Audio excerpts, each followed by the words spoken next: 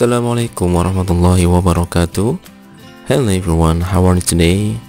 Today we are going to learn about procedure text in English atau teks prosedur dalam bahasa Inggris. Bismillahirrahmanirrahim. Let's pray first before studying. Mari kita berdoa terlebih dahulu sebelum belajar.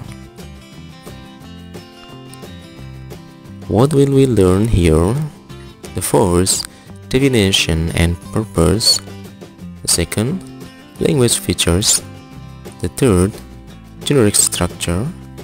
The fourth, example and exercise. Definition. What is procedure text? Text that explains how something works or how to use instructions or operation manuals. For examples, how to use the video, the computer, the tape recorder, the photocopier, the fax.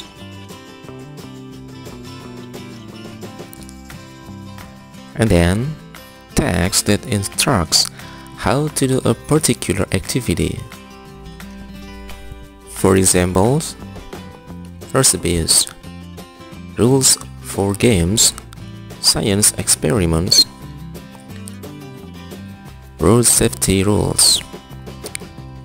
And then text that deals with human behavior. For examples, how to live happily, how to succeed. Oke, pengertiannya di sini ada 3 yang mendasar ya tentang teks prosedur.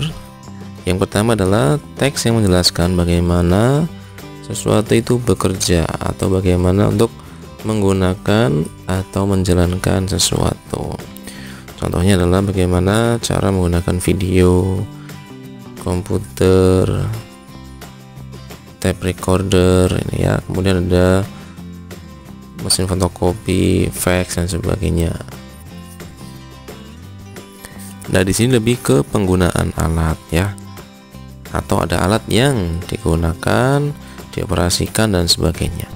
Yang kedua adalah teks yang memerintahkan how to do a particular activities, bagaimana cara untuk melakukan aktivitas tertentu.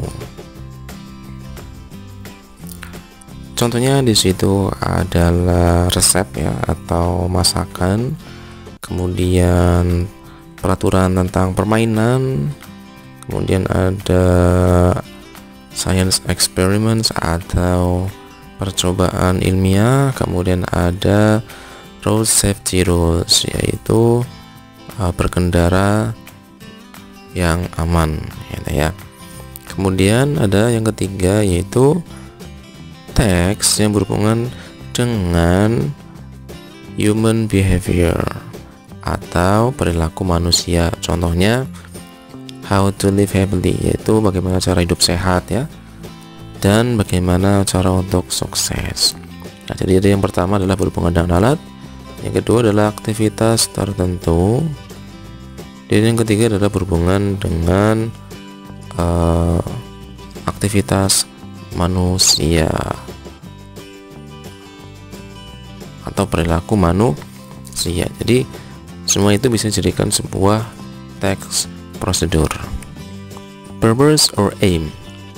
A procedure text aims at describing or telling the reader how something is done, made or operated through a sequence of actions or steps. Jadi teks prosedur ini bertujuan untuk mendeskripsikan atau menjelaskan kepada para pembaca bagaimana sesuatu itu dilakukan, dibuat atau dijalankan ya melalui sebuah aksi atau langkah-langkah yang runtut. Nah, jadi agar para pembaca itu tahu ya bagaimana cara mengoperasikan, cara melakukan dan sebagainya dengan langkah-langkah yang runtut atau teratur ya dari awal sampai akhir. Generic structure. The first, goal or aim. This text contains about purpose of making, operating something, or how something is done. Second, Materials or equipments. Materials consist of ingredients that are used in making something, but not all parts of procedure text include these materials. Sometimes a procedure text does not have material sections. Third, steps or methods contains the steps or sequences that must be done so that the objectives outline in the aim or goal to be achieved. Steps or sequences must be a sequence from the least to the last. Jadi ada generic structure atau susunan penulisannya. Yang pertama adalah goal atau aim, yaitu tujuannya. Ya, di sini tertulis atau berisi tentang tujuan untuk membuat atau menjalankan sesuatu atau sesuatu itu dilakukan. Nah, intinya adalah seperti judulnya gitu ya. Kemudian yang kedua adalah material, yaitu bahan-bahan dan alatnya. Jadi material ini berisi tentang bahan-bahan gitu ya yang digunakan, tetapi tidak semua teks prosedur itu berisi bahan maupun alatnya ya, kadang tidak ada. Contohnya adalah misalkan tentang perilaku hidup sehat dan seterusnya, atau bagaimana cara untuk sukses. Nah, itu kan tidak ada alat dan bahannya. The third atau yang ketiga itu steps or methods, jadi langkah-langkahnya yang berisi tentang urutan yang harus dilakukan sehingga tujuan itu dapat tercapai. Langkah-langkah atau urutan ini harus runtut ya, from the first to the last, jadi yang dari yang pertama sampai yang terakhir. Nah, ini yang penting harus urut. Oke, itu adalah 3 generic structure-nya atau struktur penulisannya. Language features using imperative sentence patterns or commands, for example, cut, do not mix, and so on. Then using action verbs such as turn, put, do, mix, etc. Next, using sequence connectives to sort of activities such as first, second, third, then, while finally the last, after that, next, etc. And then using adverbials or adverbs to express detail, the time, place, manner accurate. For example, for 5 minutes, 2 hours, well, slowly, at school, in the box, etc. And the last using simple present tense. Language features atau unsur kebahasaan atau ciri-ciri kebahasaan yang digunakan. Yang pertama menggunakan kalimat perintah.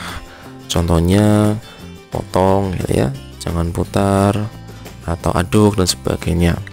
Kemudian menggunakan action verb atau kata kerja aksi. Contohnya nyalakan, letakkan, dan seterusnya.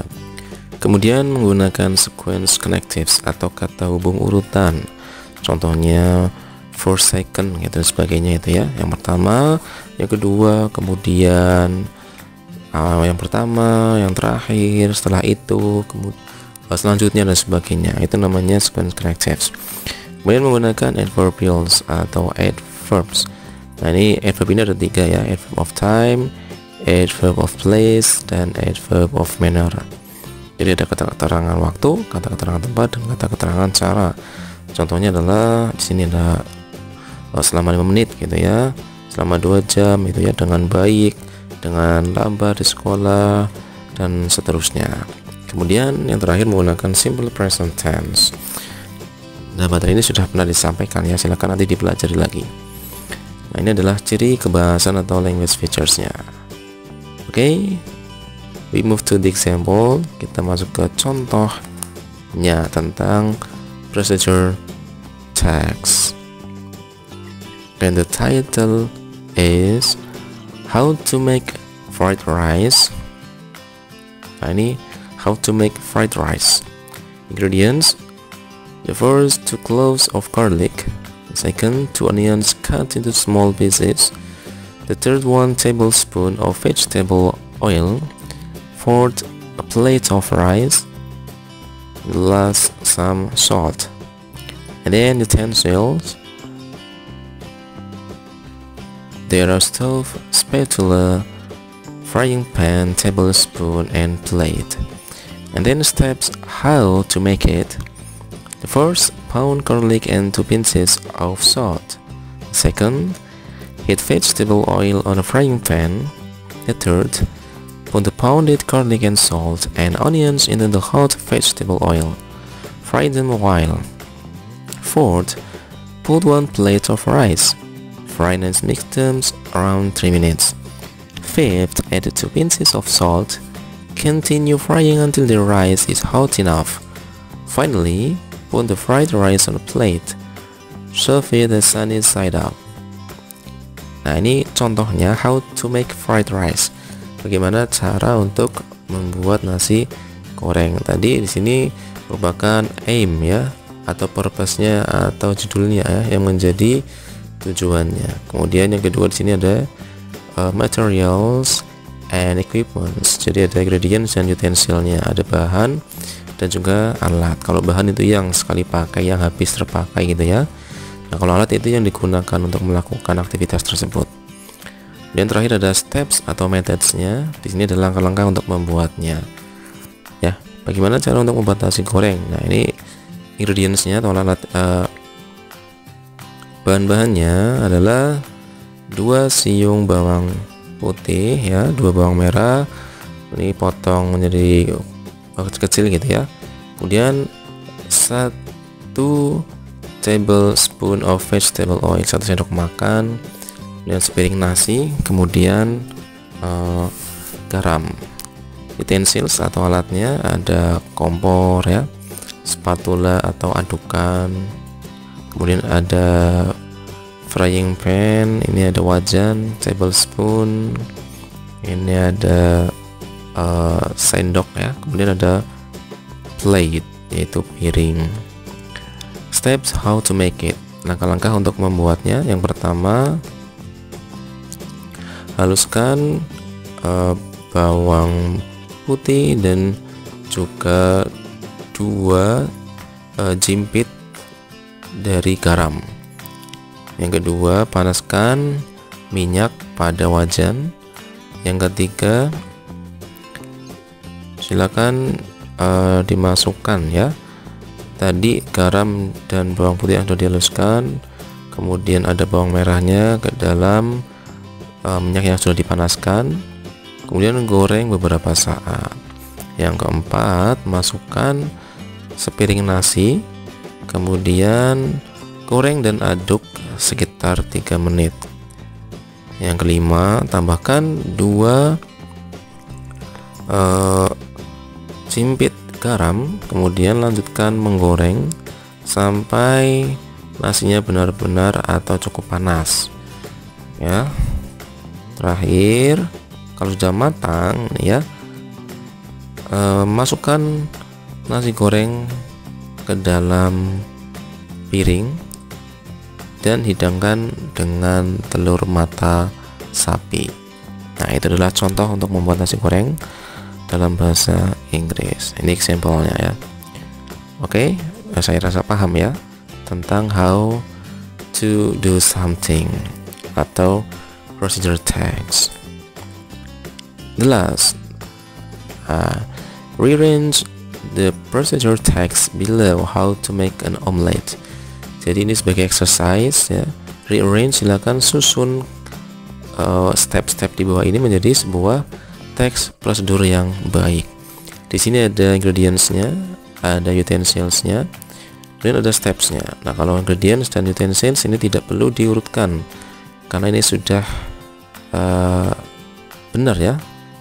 Kemudian di yang bawah, nah ini yang masih acak. Nah, silakan sini ada beberapa steps-nya. Silakan kalian urutkan menjadi sebuah teks prosedur yang urut, yang runtut agar menjadi kalimat yang baik ya. Silakan bisa dibuat, kemudian bisa dituliskan di kolom komentar kalimat atau teks prosedur teks yang sudah jadi, yang baik, yang runtut gitu ya. Okay, that's all for today about procedure text in English. Thank you for your attention and see you in the next video. Assalamualaikum warahmatullahi wabarakatuh.